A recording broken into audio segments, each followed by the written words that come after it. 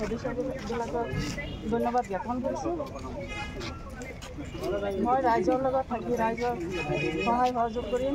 ৰাইজৰ যিবিলাক সমস্যা আছে সমস্যাবিলাক সমাধান কৰিম। কেইজনৰ সমৰ্থন পাইছে আজি? 8জন। আজি নতুনকৈ নৱনিৰ্বাচিত সভানেত্ৰী হৈছে, কেনেকুৱা অনুভৱ কেনেকুৱা? ভাল লাগিছে বহুত।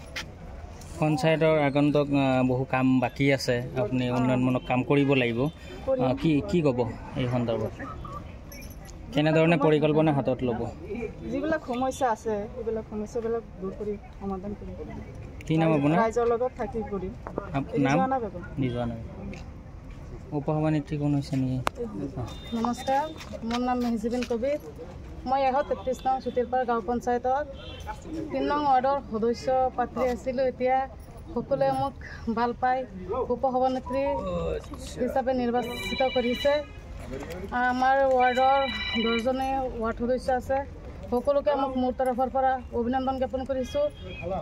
সকলোকে ধন্যবাদ জনাইছোঁ, যাতে সিহঁতে যে মোক ছাপোৰ্ট কৰিছে, সিহঁতে মোক মৰম দিয়াৰ কাৰণে, ভাল পোৱা দিয়াৰ কাৰণে সিহঁতক মই অশেষ ধন্যবাদ জনাইছোঁ। আৰু মোৰ ৰাইজ, মোৰ ৱাৰ্ডৰ যিসকল ৰাইজ আছে সকলোকে মই বহুত ধন্যবাদ জনাইছোঁ, কাৰণ সিহঁতে বহু কষ্টৰে মোক জয়ী কৰিছে।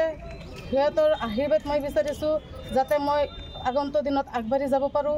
সিহঁতে মোক আশীৰ্বাদ দিয়ে, মই যাতে মোৰ জিপিখনত ৱাৰ্ডখনক 10টা ৱাৰ্ডত ধুনীয়াকৈ মানে মিলা প্ৰীতিৰে কাম কৰিব পাৰোঁ আৰু আগুৱাই যাব পাৰোঁ।